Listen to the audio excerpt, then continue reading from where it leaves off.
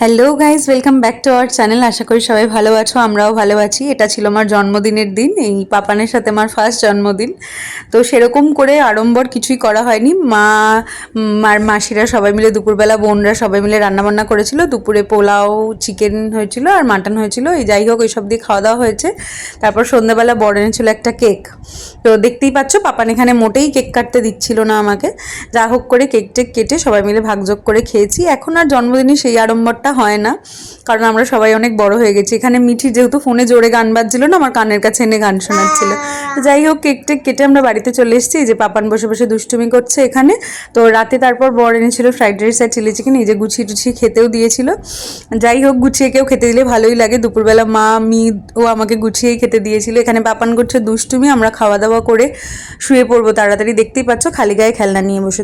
তো চলো, আজকে ভিডিওটা এখানেই শেষ করি। প্লিজ সাবস্ক্রাইব করে দিও।